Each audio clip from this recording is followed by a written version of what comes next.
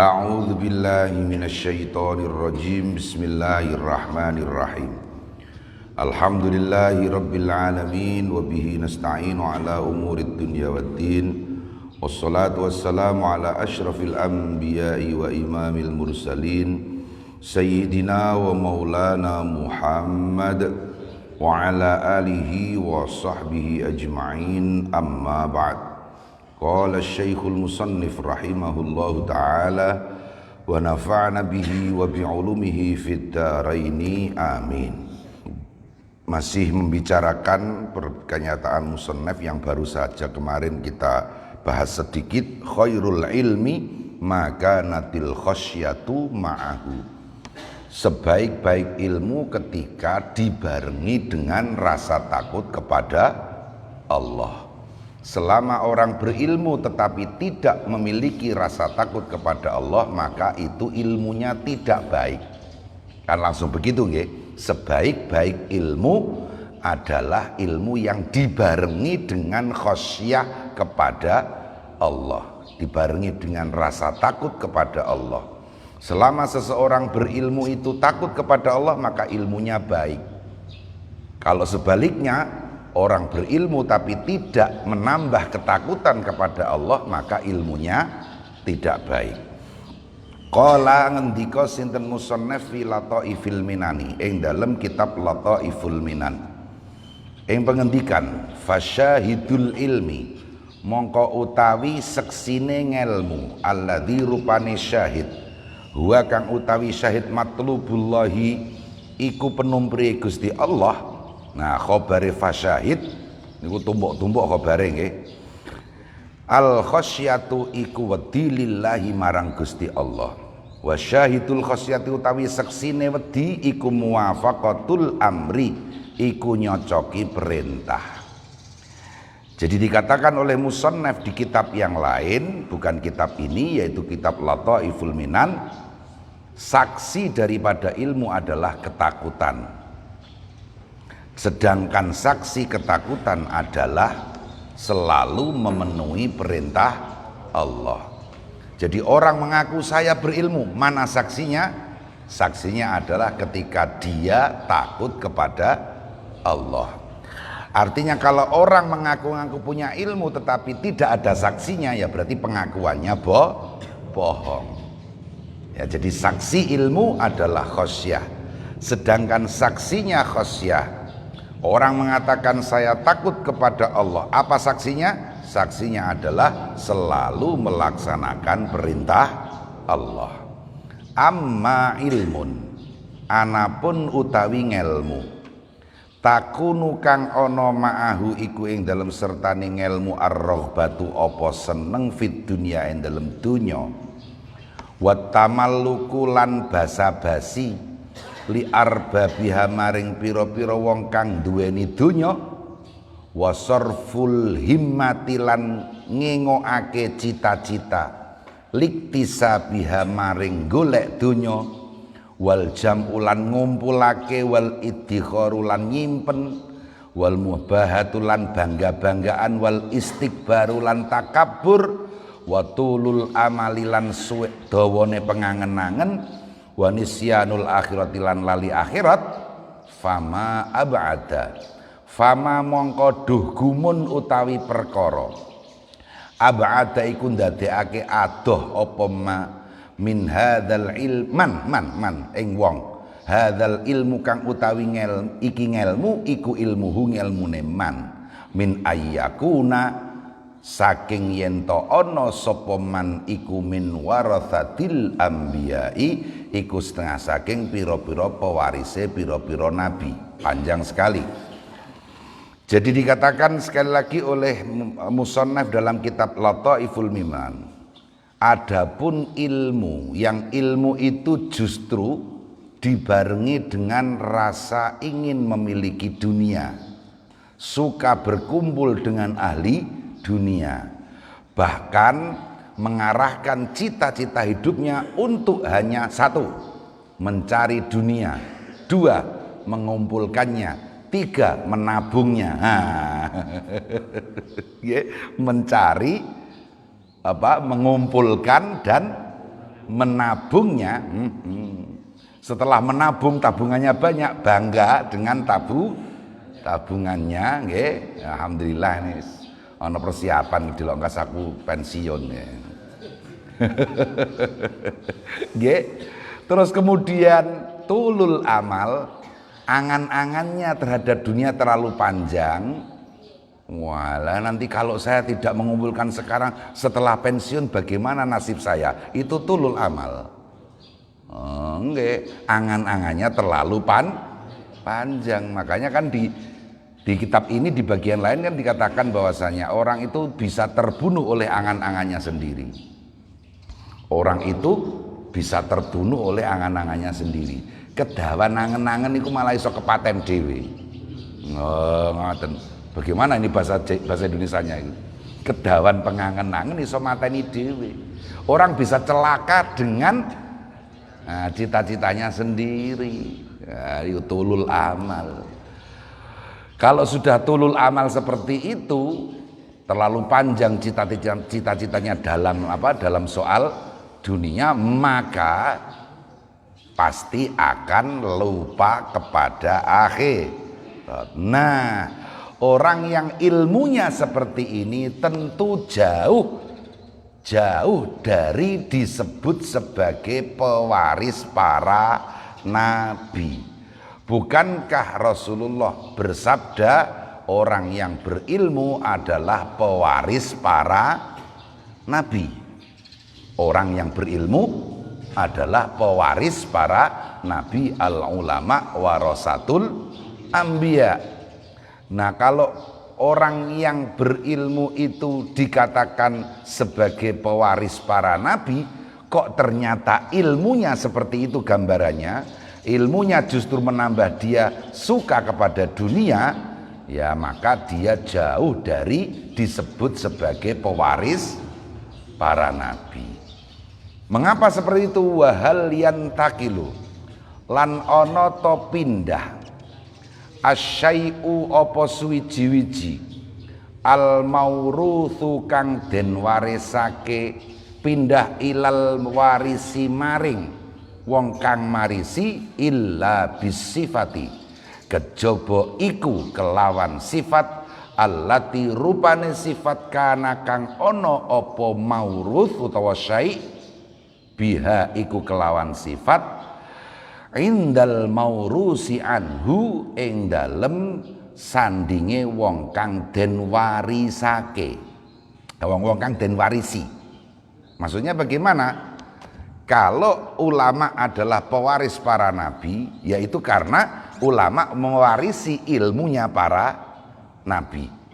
Nah, barang warisan itu kalau pindah dari orang yang punya warisan kepada yang mewarisi, mestinya barangnya kan tetap sifatnya. Masa ada saya punya benda, kemudian saya meninggal dunia, benda ini menjadi warisan anak saya. Benda tersebut berpindah ke anak saya.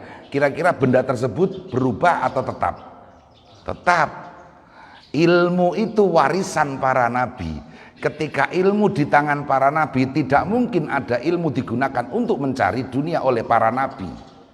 Maka mengapa ketika ilmu itu berpindah kepada selain nabi, kok malah ilmunya digunakan sebagai sarana untuk mencari dunia? Berarti kan warisannya berubah. Ini nggak masuk akal. Benda itu, benda yang diwariskan semestinya akan tetap berpindah tangan kepada siapapun. Wong benda ini tetap, gitu. Jadi ilmu itu warisan para nabi. Ketika ilmu itu berada di tangan para nabi, ilmu para nabi tidak ada sedikit pun yang digunakan untuk mencari dunia. Mengapa ketika ilmu itu berpindah tangan kepada para pewarisnya nabi, ilmu itu kok menjadi berubah? Ilmu yang dulu digunakan sebagai sarana menambah ketakwaan, kok kemudian berpindah kepada selain nabi, ilmu itu malah digunakan sebagai sarana mencari dunia. Nah, itu seperti itu. Ya ora ono barang warisan kok maleh Ya ana, malah apa? Malah sithik ya iya. Nek malah sithik ya iya ki ya. Nek malah sithik niku ya iya. Iya betul. Benda warisan itu menjadi berubah menjadi sedikit, iya. Maka malah semakin lama semakin habis, itu barang warisan. Makanya ilmu juga bisa habis. Ilmu juga bisa habis karena sekali lagi ilmu itu warisan para nabi. Lho sakniki nyuwun sewu, nabi ndi sing kedonyan? Nabi ndi sing kedonyan? Kan ngoten nggih. Nah, nabi mana yang cinta dunia? Ndak ada. Tapi ulama mana yang cinta dunia? Banyak. Nggih. Jadi nabi mana yang cinta dunia? Tidak ada. Tapi ulama mana yang cinta dunia? Banyak. Astagfirullahaladzim. Bon. Wa misluman utawi sepadane wong. Hadhil ausafu kang utawi iki pira-pira sifat iku ausafuhu.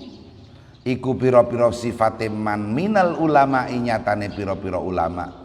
Iku mislu syam'ati, iku sepadane lilin. Tudi kang madangi apa syam'ah ala ghairiha ing atase liyane syam'ah. Wahia utawi syam'ah tahriku iku ngobong apa syam'ah nafsaha ing awak dhewe syam'ah. Ulama yang punya sifat seperti itu, sifat seperti apa? Cinta dunia, maka ulama itu seperti lilin menerangi sekitarnya tapi dirinya sendiri hancur. Nggih. Ulama yang ilmunya digunakan untuk mencari dunia, maka ulama tersebut bisa menunjukkan jalan yang baik, tetapi dia sendiri tersesat hancur. Wong waras ndi sing gelem dadi lilin?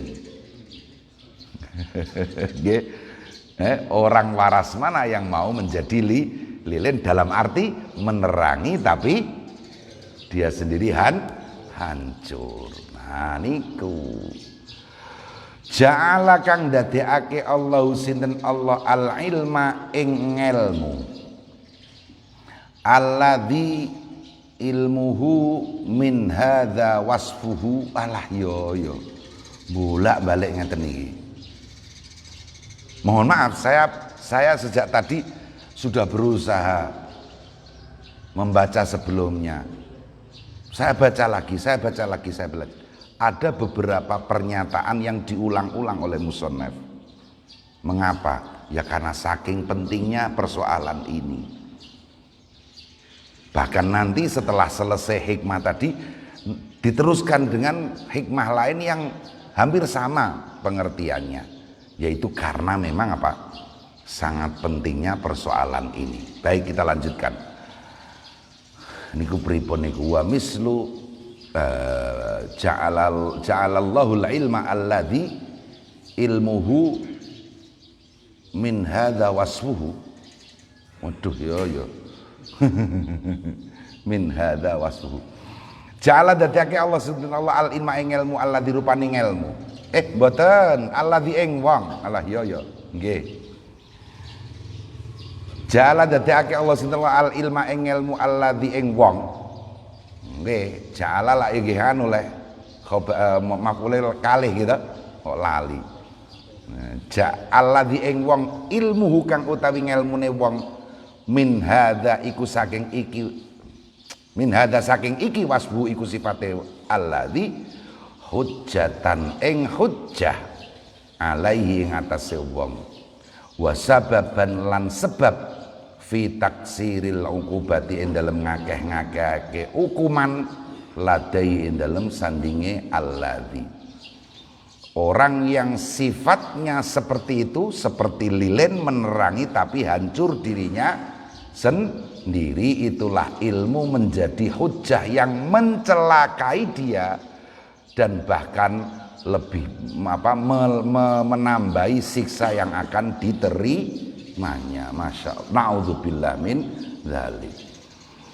Wa kana lan ana sapa Sahl bin Abdillah At-Tasatturi, sinten Imam Sahal bin Abdillah At-Tasatturi radhiyallahu anhu Yaqulu iku dawuh ngendika sinten Syekh Sahal ing pengendikan la taqta'u aja padha medgot sira kabeh aja padha mesthekake sira kabeh amron ing perkara min umuri dunya saking pira-pira perkarane dunya wa dinilan agama illa bimasyuratil ulama'i kejaba kelawan musyawarah ulama.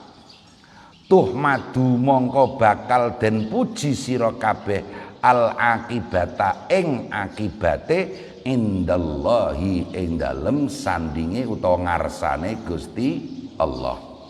Syekh Sahal bin Abdillah menyatakan, janganlah kalian memutuskan suatu perkara apa saja, baik itu perkara dunia maupun apalagi perkara agama, jangan kalian putuskan kecuali dengan musyawarah bersama para ulama. Nah begitu. Kalau kita dalam setiap persoalan kita itu meminta pendapat para ulama, maka akibat dari persoalan yang ada akan terpuji. Beda halnya kalau meninggalkan nasihat para ulama. Nah, makanya pada saat terdapat hadis, terdapat banyak makalah ulama yang menyatakan waspadalah pintu-pintu rumah para pejabat. Waspadailah pintu-pintu rumah para pejabat. Artinya apa? Apalagi terhadap ulama, terhadap orang yang berilmu agama, jauhilah pintu-pintu rumah para pejabat. Pada saat memang seperti itu, tapi di saat yang lain tetap penting seorang ulama mendekati pejabat. Mengapa? Supaya pejabatnya menerima nasihat dari para ulama. Sebab jika pejabatnya tidak menerima nasihat ulama ini, ya akibatnya tidak terpuji. Ingat cerita yang pernah saya haturkan, ini Sultan Al-Fatih, salah satu sultan pada dinasti Utsmani Turki Utsmani. Ketika meninggal dunia ada wasiat disuruh memasukkan sekotak perhiasan ke dalam kuburannya. Ketika dibuka ternyata isinya kertas-kertas keputusan-keputusan sang sultan dalam masa pemerintahannya, di mana seluruh keputusannya selalu dimintakan tanda tangan para ulama. Jadi Sultan Al-Fatih itu ketika meninggal dunia hendak dimakamkan, tiba-tiba salah satu anggota keluarga menyatakan sang sultan sudah berwasiat, ini ada kotak perhiasan, dimohon kotak ini disertakan di makamnya, dikubur bersama sang sultan. Ulama-ulama kan kaget, loh ini sultan kayak nggak punya agama, wong perhiasan kok dibawa mati, kan begitu, perhiasan, kotak perhiasan itu. Akhirnya ribut itu. Semua ulama tahu Sultan Al-Fatih waktu itu adalah seorang sultan yang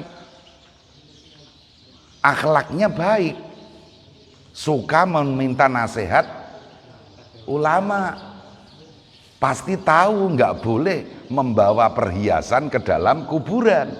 Nah, tapi kok ada wasiat seperti itu? Akhirnya ulama berembuk, ya sudah bismillah kita minta izin salah satu ahli warisnya untuk membuka kotak perhiasan tersebut. Ketika dibuka ternyata isinya bukan perhiasan, isinya hanya kertas-kertas, surat kepres itu. Setiap surat keputusan presiden selalu dimintakan tanda tangan para ulama. Akhirnya ulama terbesar, teralim waktu itu yang membuka nangis, Pak Sultan kurang ajar kamu, ini yang bertanggung jawab kan akhirnya kami para ulama. Nggih. Oh, begitu mestinya pejabat itu begitu ya. Jadi setiap mau memutuskan sesuatu ya, omnibus law itu ya mestinya ya harus. Nah, itu nanti ada dokumennya ditandatangani para ulama biar nanti di kuburan itu iya ditanya malaikat itu gampang itu. Ini buktinya gitu. Luar biasa ini ya. Luar biasa si sultannya ini. Nah, beliau tahu bahwa ini loh, kalau setiap kali urusan dunia, apalagi urusan agama harus dengan musyawarah dan nasihat para ulama.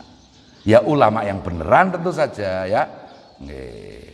Kila ya Aba Muhammad, diaturi dawuh apa dawuh ya Aba Muhammad. Man al ulama'u, man iku sapa to al ulama'u ta'i pira-pira ulama. Qala monggo ngendika sinten Syekh Sahal bin Abdillah yang pengendikan alladzina iku wong akeh yu'thiruna kang menangake sapa alladzina al akhirata ing akhirat ala dunya ngalahake ing atase dunya. Wa yu'thiruna lan menangake sapa alladzina Allah ing Allah ala nufusi mengatasi awak dhewene alladzina. Syekh Sahal bin Abdillah At-Tasatturi ditanya siapakah para ulama? Jawabannya singkat, yaitu yang mementingkan akhirat bukan dunia, yaitu yang mementingkan Allah bukan dirinya sendiri. Loh kan gampang itu. Ulama adalah yang mementingkan dunia, yang mementingkan akhirat bukan mementingkan dunia, yang mementingkan Allah bukan mementingkan dirinya sendiri. Waqad qala hale teman-teman dawuh sinten Umar bin Khattab radhiyallahu anhu fi wasiyati dalam wasiate Sayyidina Umar ing dawuh wasyawir lan musyawarah sira fi amrika ing dalem perkara ira alladzina ing wong akeh yakhshauna kang padha wedi sapa alladzina Allah ing Gusti Allah. Pesan Sayyidina Umar sendiri sangat jelas.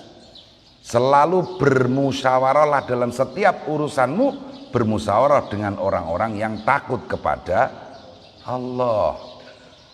Nah, orang-orang yang takut kepada Allah adalah para ulama. Wa qala Al-Wasiti, ilang dawuh sinten Imam Al-Wasiti ing dawuh arhamun nasi al ulama'u. Utawi luweh saake-saakene menusa, maksudnya penyayang-penyayange menusa iku al ulama'u. Manusia kecuali nabi ya. Nabi sudah nggak perlu dibahas di sini karena sudah jelas. Selain para nabi, manusia yang paling memiliki kasih sayang adalah para ulama. Mengapa? Li khasyatihim, krana ajriye ulama minallahi saking Gusti Allah. Wa isfaqihim lan tegese saakene ulama mimma kang setengah saking perkara allama kang maringi ilmu hum ing ulama Allahu sinten Gusti Allah azza wa jalla. Iya, sekali lagi ukuran ulama adalah takut kepada Allah. Nggih. Makanya di Mesir, sejak saya di Mesir itu ada anekdot lelucon seperti ini, lelucon politik tingkat tinggi nih. Ini lelucon politik tingkat tinggi. Mohon maaf para politikus dilarang tersinggung. Lelucon politik. Ada seorang presiden tanya pada ulama, bagus kan presiden tanya pada ulama, tapi pertanyaannya ngaco. Wahai Syekh, lebih baik mana saya dengan presiden sebelumnya? Wow, ulama ini tahu, lebih baik panjenengan. Mengapa? Karena presiden sebelumnya takut kepada Amerika, panjenengan tidak takut. Oh betul juga. Dengan presiden yang sebelumnya lagi tetap lebih baik panjenengan, karena presiden yang sebelumnya lagi takut dengan Uni Soviet. Waktu itu kan Uni Soviet. Oh betul juga, saya nggak takut dengan Uni Soviet. Wah, saya tidak takut dengan siapapun, kata presiden.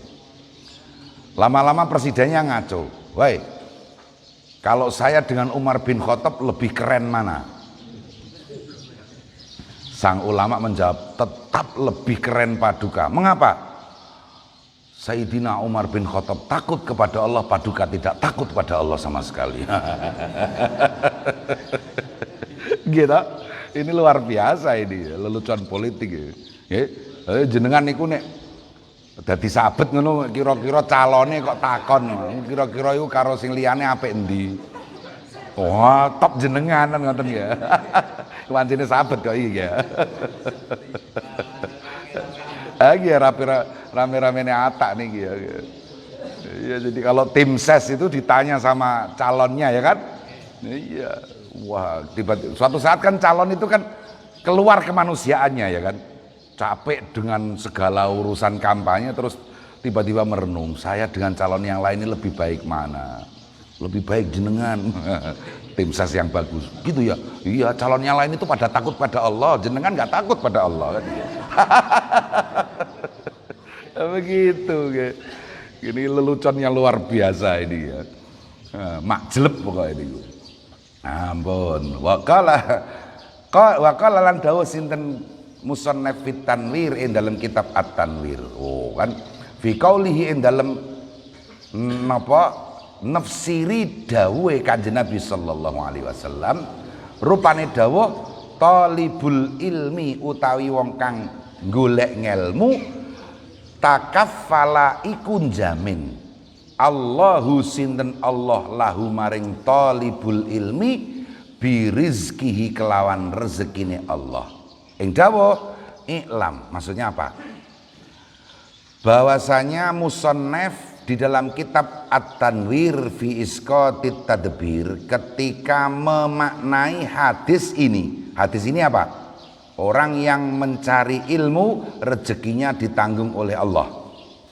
Ini hadis Rasulullah. Maka musannaf dalam kitab Tanwir ketika menjelaskan hadis itu berkata, iklam, ngerti sira annal ilma ing satemene ilmu haitsuma takarrara ing dalam sekirane bola bali apa ilmu fil kitabi ing dalam Al-Qur'an al-azizi kang mulya au fis sunnati utawa ing dalam hadis, innamal muradu iku angin pestine utawi kang den kersakake bihi kelawan ilmu al ilmu apa ngelmu al ilmu iku ngelmu annafi'u kang manfaati alladzi rupane ilmu manfaat tuqarinu kang barengi hu ing alladzi al khasyatu apa wedi Gusti Allah wa taktanifuhu lan ngliputi ngubengi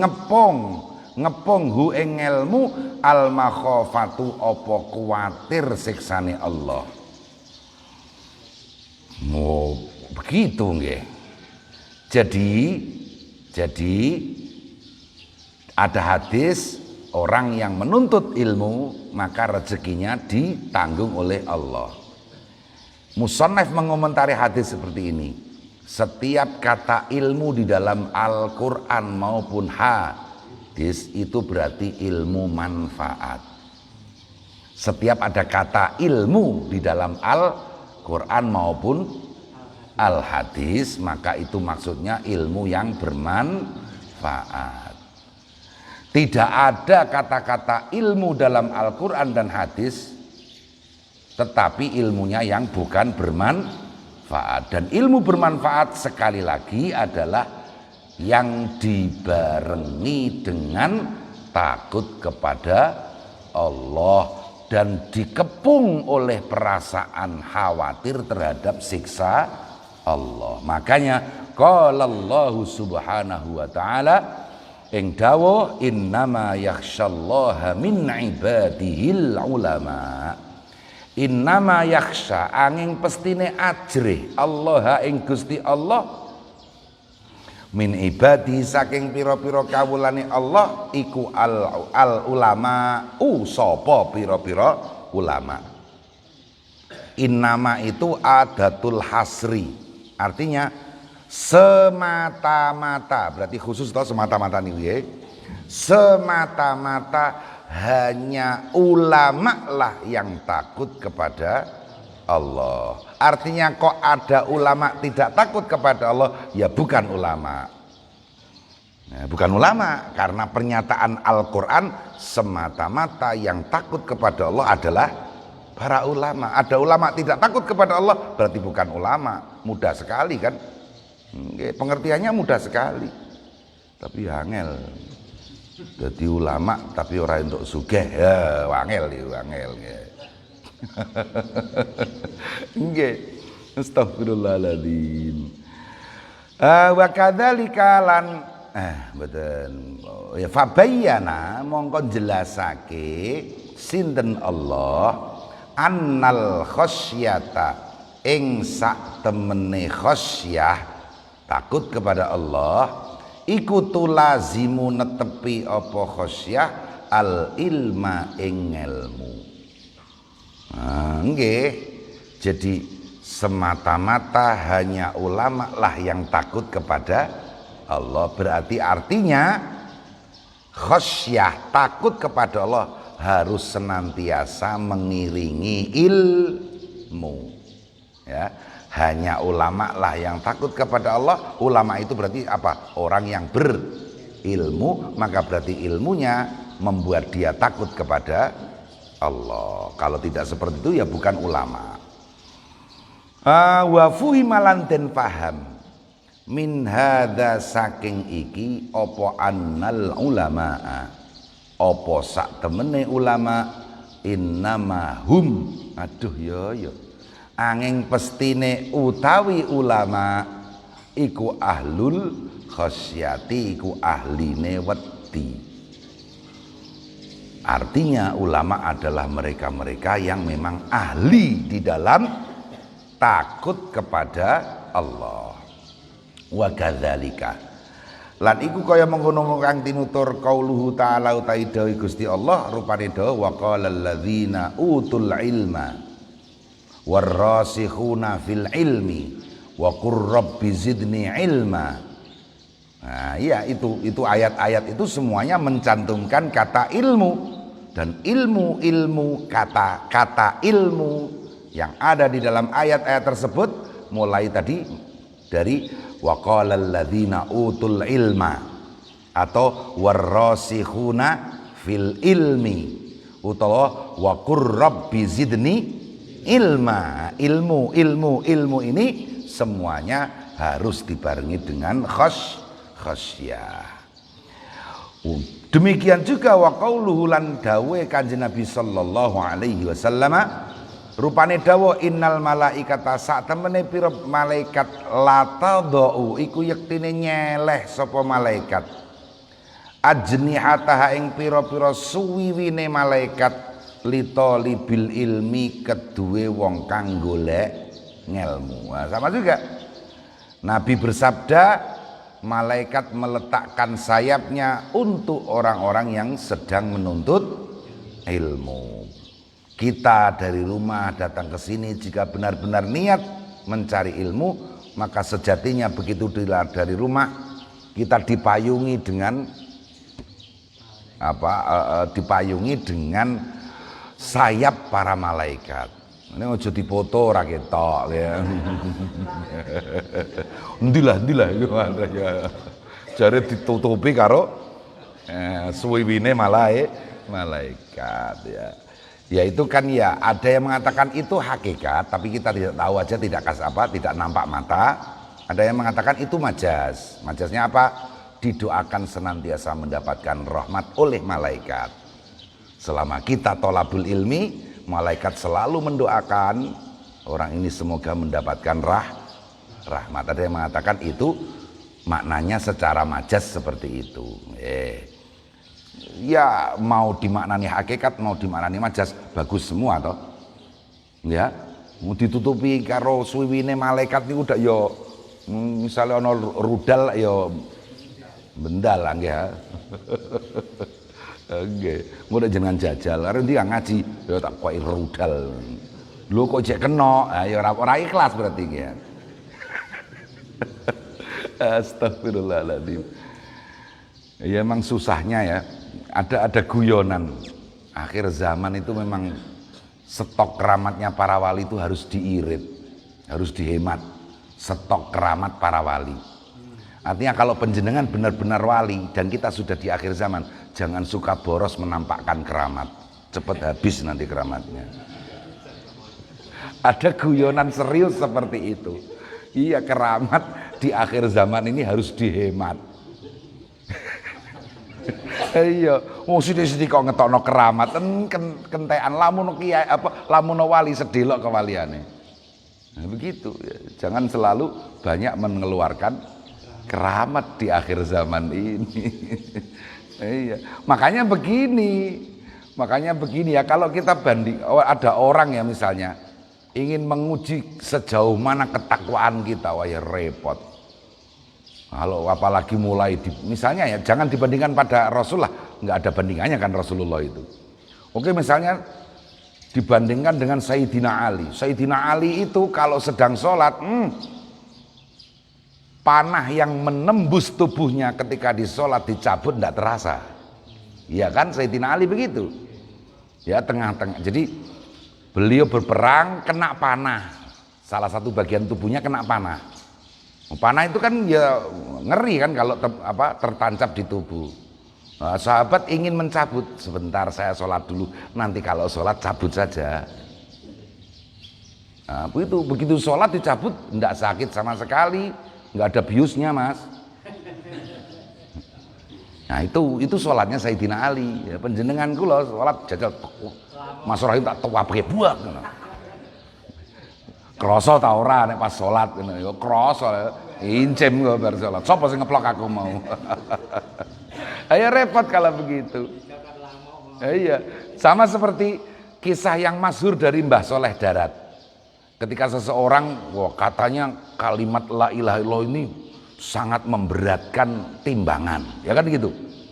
Coba nulis kalimat la ilaha illallah di kertas kecil, ditimbang dengan beras berapa ton, kalah berasnya. Yang berat memang benar-benar tulisan la ilaha illallah. Jadi timbangan kan dua kan, yang satu itu la ilaha illallah, yang satu apa? Beras atau apalah, pokoknya harta dunia. Nah, coba jenengan praktek itu. Ora iso. Tetap abot berasnya ketimbang la ilaha illallah. Repot ini. Wah, tetap berat beras daripada la ilaha illallah. Wah, kan ini kan musyrik kita jadinya. Buktikan bahwa la ilaha illallah itu lebih berat dari segala-galanya. Wah, pripun Mas Rohim. Buktinya ya repot ya, panjang ini akhir zaman ya. Kalau zamannya Mbah Soleh Darat ke sana, para wali songo ya begitu. Dibuktikan kan sama Mbah Soleh Darat. Ada orang gara-gara hajatan itu toh. Hajatan kok Mbah Soleh Darat tahlilnya hanya 3 kali, la ilaha illallah, la ilaha illallah, la ilaha, sudah selesai. Al-Fatihah pulang. Oh, yang punya hajat kan jengkel. Ini masakannya besar sekali, berkatnya besar kok tahlilnya cuma 3 kali. Ya kan gitu. Santrinya Mbah Soleh Darat mendengar, lapor pada Mbah Soleh, "Jai gawor ini berkatnya tak timbangi ya. Sini berkatnya taruh sini, kita timbang berat mana tahlil 3 kali." Mbah Soleh Darat hanya menulis la ilaha illallah sekali, cari kertas kecil, ditimbang lebih berat kertasnya ketimbang berkatnya. Nah, itu para wali. Nah, kula janjane ya kepengin ngono Mas Roy. Cuman ngirit nih kula, ngirit keramat nih kula. La ilaha illallah.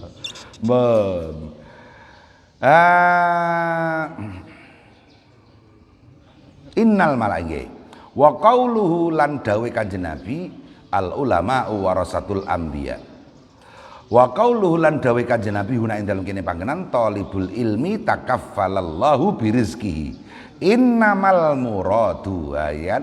Ini semuanya jadi mulai dari ayat-ayat tentang ilmu dan juga hadis-hadis tentang ilmu. Innamal muradu angin pestine utawi kang den kersakake bil ilmi kelawan ilmu fi hadhil mawatini ing dalam iki pira-pira panggonan iku al ilmu iku ngelmu annafi'u kang manfaati al qahiru kang numpes lil hawa maring kesenengan alqami utur tegese numpes lin nafsi maring nafsu. Ilmu-ilmu yang disebutkan di dalam Al-Quran dan hadis itu adalah ilmu manfaat yang bisa menumpas hawa nafsu. Saya dadi kiai kok malah saya ora duwe nafsune, malah saya mulat-mulat ya. Aduh repot. Makanya mohon maaf kalau jadi kiai jangan poligami.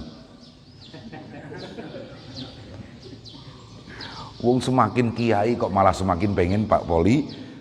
Santrinya semakin banyak, butuh pondok cabang. Iya pondok cabang, tapi jangan rumah tangga cabang. Aneh-aneh aja orang sekarang ini. Ya, aneh-aneh. Bukalah pondok cabang, tapi nggak perlu membuka rumah tangga cabang, kan begitu. Alasan aja. Ngeles ya. Iya, ilmu itu mestinya yang menumpas hawa nafsu. Oh iki kiai iki akeh kesibukane ndak. Dadi nikah loro iki ya macem ngono. Mosok pondoke loro bunyaine siji. Lara macem ya. Ya bunyaine sing ngalor ngidul ngoten ya. Ini kritikan loh. Bener kok. Terutama di kota-kota. Mohon maaf ini. Saya punya teman di Jakarta serius bikin riset. Hasilnya mencengangkan. Ustadz itu di kota-kota besar cenderung poligami karena tanggung jawab keilmuan. Walah. Ini kritik pedas saya. Nggak ada. Mbah Sahal semakin berilmu ya tetap istrinya satu. Begitu. Mbah Dola ya tetap istrinya satu. Begitu ya. Jadi nggak ada. Ini loh. Ilmu yang bermanfaat itu ilmu yang menumpas hawa nafsu. Enggak kok karena ketika semakin banyak kesibukan, wah buka cabang pondok sana, cabang pondok sini, terus kemudian poligami. Mbah karepe kono.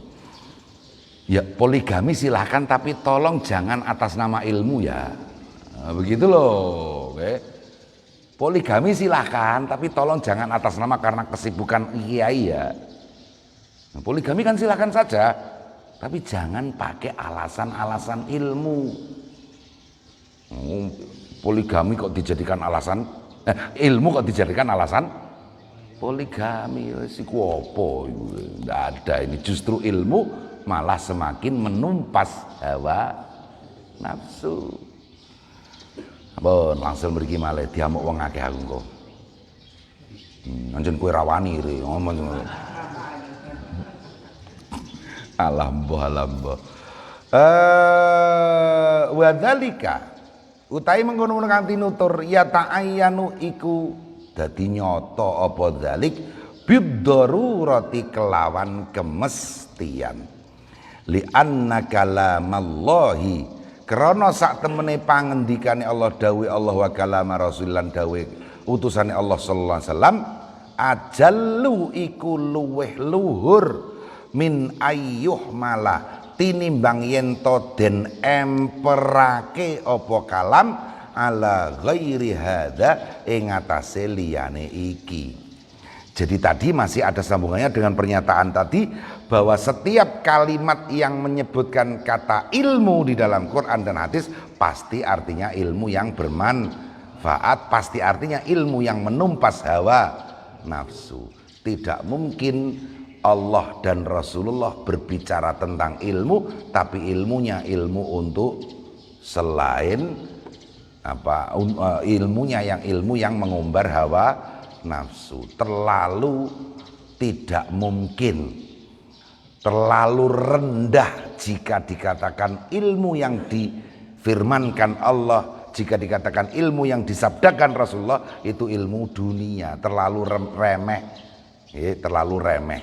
Tidak mungkin Allah dan Rasulullah memaksudkan ilmu hanya untuk kepentingan dunia. Waqad bayyana lan teman-teman jelasake ingsun zalika mengkono kanthi nutur fi ghairi hadzal kitabi ing dalem liyane iki kitab. Wal ilmu tawi ilmu an-nafiu kang manfaati wa ya ilmu manfaat alladzi iku ilmu yusta'anu kang den gawe pitulungan bihi kelawan alladzi ala taatillahi ing atase taat marang Allah. Ilmu yang bermanfaat adalah ilmu yang dijadikan sarana menuju kepada taat kepada Allah. Ilmu yang bermanfaat, ilmu yang digunakan sebagai sarana menuju takwa kepada Allah. Wa yalzamu kalan netepi ka ing sira al makhafatu apa wedi minallahi saking Gusti Allah. Wal wuqufu lan kendek ala hududillah ing atase pira-pira ketetepane Allah, keputusane Allah, pira-pira batase Allah. Wa huwa utawi al ilmun nafi' ilmul ma'rifati iku ngelmu ma'rifat billahi kelawan Gusti Allah. Itu hampir sama semua. Wa yasmalu lan mencakup al ilmun nafi'u apa mengelmu manfaat al ilma ing ilmu billahi kelawan Gusti Allah wal ilma lan ing ilmu bima kelawan perkara amaro kang perintah Allahu sinten Allah bi kelawan ma idza kana ing dalem nalikane ana sapa wong ta'allama iku sinau sapa wong hu ing ilmu lillahi krana Gusti Allah. Jika kita belajar ilmu hanya karena Allah, makanya begini, jurusan prodi perkuliahan itu kan misalnya ya, ada jurusan biologi murni, ada jurusan pendidikan biologi, ngerti nggak Kak? Nah itu mestinya isyarat kok. Ya kalau kamu mau nyari ilmu saja ya jurusan biologi murni, jangan jurusan pendidikan biologi. Sebab jurusan pendidikan biologi berarti arahnya kamu kuliah untuk sebagai guru biologi, bukan ilmuwan biologi, kan begitu. Nah, itu repot itu. Ngeri itu sebetulnya. Ya, apalagi ketika guru itu dianggap sebagai profesi. Guru itu kan yang mentransfer ilmu. Nah, ini repot. Jadi guru itu bukan profesi, guru itu kewajiban. Guru itu apa? Kewajiban. Nah, gini ku. Bon, tekan dindi kemangke. Makanya ya ini kan kalau di kajian kan sedang akhirus sana, anak-anak sudah mulai ribut, ini mau kuliah yang bagaimana, mau kuliah bagaimana. Ya saya diantaranya saya arahkan seperti itu.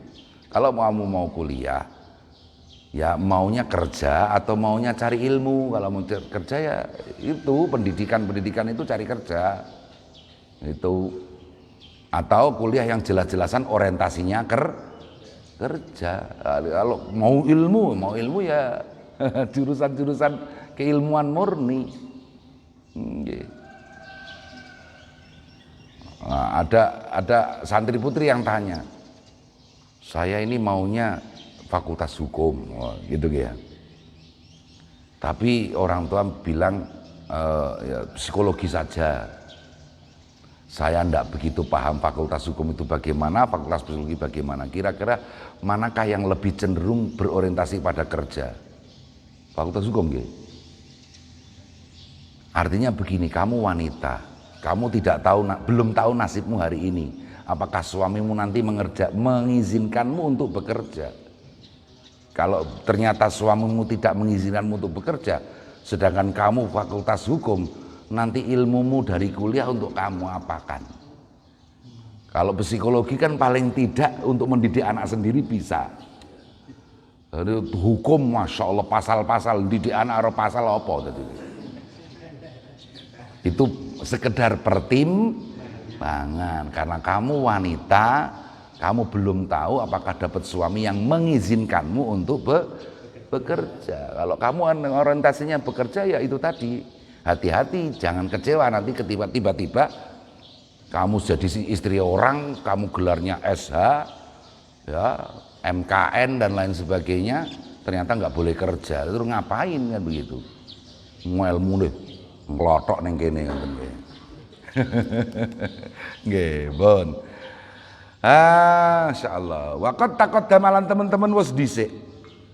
Al-mi'yaru apa ukuran as-sadiku kang bener ala sihhati dakwat ta'allumi ing atase benere ngaku-ngaku sinau wa ta'limi lan mulang lillahi krana Gusti Allah inda qaulihi ing dalem nalikane dawuh musannaf rupane dawuh idzal tabasa alaika amroni. Nah niki begini. Jadi kan musannaf pernah menyatakan idzal tabasa idzal tabasa alaika amroni. Budi wa malam Melayu. Ya Allah. Idzal tabasa alaika amroni. Jika kita bingung memilih di antara dua pilihan. Jika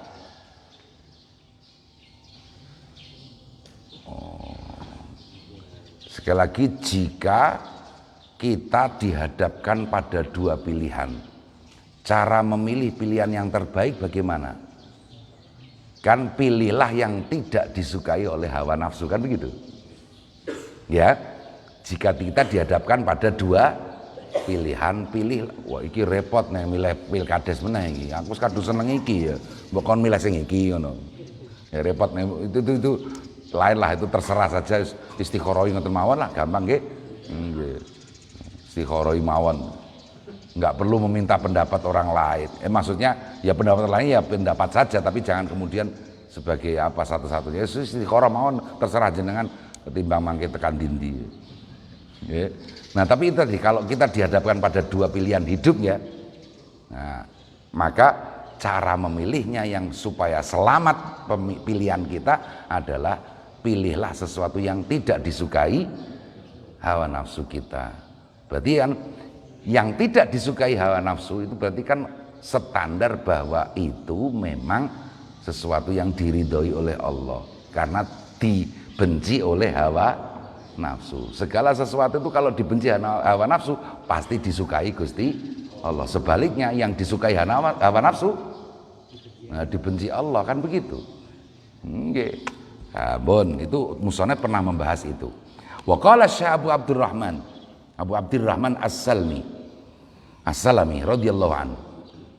Kullu ilmin utawi saben-saben ilmu la yurithu kang ora marisake apa kullu ilmin sahibahu ing wong kang duweni ilmu al khasyata ing wedi wa tawadu'alan tawadu andhap asor wan nasihatalan ngarepake kaapian lil khalqi maring makhluk wasyafaqatalan saake alaihi mengatasi makhluk wala yahmilu lan ora nggotong apa ilmuhu ing wong ala husni muamalatillah ing atase baguse ngibadah Allah wa dawami muraqabatihi lan langgenge muraqabah Allah. Mangke diaturi penjelasan sekedhik. Wa talabil halal lan golek halal wa hifdzil jawarihi lan ngreksa pira-pira gauta wa adail amanati lan nuhoni amanat wa mukhalafatin nafsi lan nulayani nafsu wa mubayanatis syahawati lan ngedoi syahwat fadzalikal ilmu mongko utahe mengkono-mengkono ilmu alladzi iku ilmu la yanfa'u kang ora manfaati apa ngelmu. Nah, setiap ilmu yang tidak mengantarkan kita kepada takut kepada Allah, setiap ilmu yang tidak menyebabkan kita semakin tawadhu, semakin rendah hati, mau semakin berilmu kok semakin takabur, kemudian setiap ilmu yang tidak menyebabkan kita an-nasihah lil khalq, mengharapkan kebaikan bagi orang lain dan mengasihi sesama dan menambah kualitas ibadah dan semakin melanggengkan muraqabatullah. Muraqabatullah itu pengertian yang paling sederhana, sama itu paling sederhana adalah bagaimana dalam setiap perilaku kita selalu menyadari Allah sedang mengawasi. Kula jenengan nate ngoten ta mboten? Nek ra ono sing delok ya cilang-cilang wis ngoten mawon ya. Berarti kita belum pernah muraqabatullah, menghadirkan Allah bahwa Allah itu senantiasa mengawasi kita. Itu pengertian paling sederhana ya tentang muraqabatullah. Menjadikan meyakini, menyadari bahwa Allah senantiasa mengawasi kita. Lho ketoke ngono diucapno ki gampang tapi ya lakonane wangel pol lola lali wae. Angger kita wong ndak wis akang. Nggih le. Nggih le. Nggih. Selama tidak terlihat manusia ya sudahlah, ayo los gitu aja. Iya. Makanya kan lagi-lagi cerita Imam Syafi'i ketika masih seusia PAUD kan. Imam Syafi'i dulu itu loh, ketika masih seusia PAUD disuruh main-main petak umpet sama gurunya, dia sendiri yang nggak bersembunyi. Karena gurunya bilang, ayo siapa yang bisa bersembunyi dan tidak nampak oleh siapapun, saya kasih hadiah. Teman-temannya semua bersembunyi. Imam Syafi'i ke sana kemari mondar mandir. Syafi'i kecil ini ditanya oleh Pak Guru, kenapa kamu nggak bersembunyi seperti teman-temanmu? Pak Guru tadi bilang apa? Ya siapa yang bersembunyi yang paling tidak dilihat oleh siapapun, maka akan saya kasih hadiah. Saya tadi mencoba ke sana bersembunyi, tapi Allah melihat saya. Seusia PAUD, saya mencoba bersembunyi di sana, tapi Allah melihat saya. Bagaimana mungkin saya bersembunyi? Ngoten ya. Persani pangeran loh Kang, persani pangeran. Ra ketok kok. La ilaha illallah. Nah itu, kok ilmu tidak menambah muraqabatullah, kok malah semakin los, ya kan? Ya ilmu itu tidak bermanfaat, ilmu yang semuanya tadi.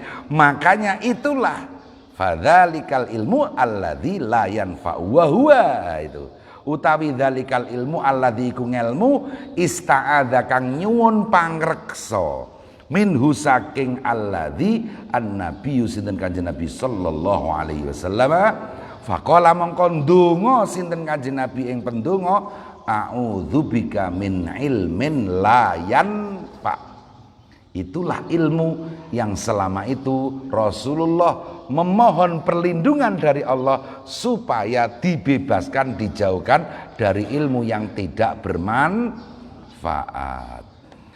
Wa wasafa lan maringi sifat Allahu sinten Allah al ulama ing pira-pira ulama bil khasyati kelawan ajrih faqala innama yakhsyallaha min ibadihil ulama.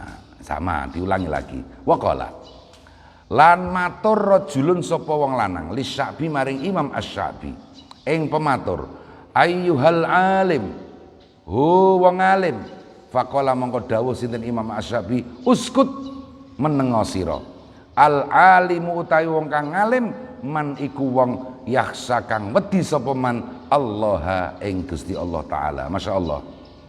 Ini Imam Asy-Sya'bi tawadhu. Tawadhu jangan diartikan apa adanya. Seseorang memanggil wahai orang yang berilmu, Imam Asy-Sya'bi diam kamu. Orang yang berilmu itu yang takut kepada Allah, dan aku belum takut kepada Allah, maka aku tidak pantas kau panggil sebagai orang yang berilmu lah begitu. Jadi Imam Asy-Sya'bi itu tadi nggih, Imam Asy-Sya'bi dipanggil orang al-alim al-allama ngoten nggih pidato-pidato niku lho. Nggih. Maka Imam Asy-Sya'bi tiba-tiba, hei diam kamu. Orang yang berilmu itu adalah orang yang takut kepada Allah. Sedangkan saya masih merasa belum bisa takut kepada Allah. Masya Allah Imam Asy-Sya'bi. Imam Asy-Sya'bi itu kan imam yang luar biasa memang. Selama hidupnya itu berapa ulama yang sederajat beliau tapi kalah dengan ketawaduan, kewiraian, kewaspadaan beliau. Hingga suatu saat kan beliau masuk ke sebuah pemandian sauna, pemandian panas. Dulu kan di Arab itu banyak begitu ya, karena musim dingin juga. Khusus pemandian sauna bagi para ulama. Oh, ada khusus itu.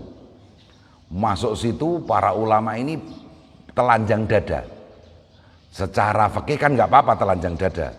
Lelaki kan nggak apa-apa karena auratnya antara pusar sampai lutut kan begitu. Nah, kiai-kiai ini do mbluder. Imam Asy-Syafi'i masuk ke situ langsung dengan memejamkan mata. Padahal sama-sama lelaki. Dan itu kan tidak aurat. Nah, ada ulama yang kedus waktu itu. Ya mohon maaf sesama ulama ya kodong kedus barang ngono. Ya Imam Syafi'i sejak kapan kamu buta? Begitu kan. Ya kan masuk kok langsung begini gitu. Ya dijawab sama Imam Syafi'i ya nggak kalah kedus. Aku buta semenjak Allah menyobek-nyobek pakaian kalian. Aku buta semenjak Allah menyobek-nyobek pakaian kalian. Nah itu ungkapannya seperti itu. Akhirnya para ulama bergegas segera memakai pakaian semua. Nah, malu kepada Imam Asy-Syafi'i. Bo, ngono kiai kok bluder. Ya ora dosa, ndak mboten dosa lah bluder. Mboten dosa bluder niku mboten dosa, tapi ya saru kok ngoten nggih. Ya, mbon. Waqala wah mbon semonten mawon nggih. Waqala ba'dus salaf wallahu a'lam bissawab. Sebelum kita tutup dengan doa,